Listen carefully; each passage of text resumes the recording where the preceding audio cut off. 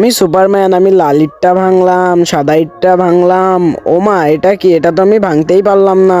হা, তুমি তো পারোই না।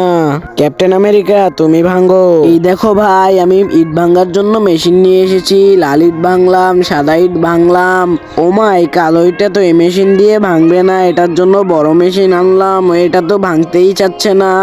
এ কি, ইটটা তো ভাঙছে না। হা, তুমিও পারবে না। এই ভেনম, তুমি এইটা ভেঙে দেখাও। ওমা, এত বড় ইট, এটা তো আমি পারবো না।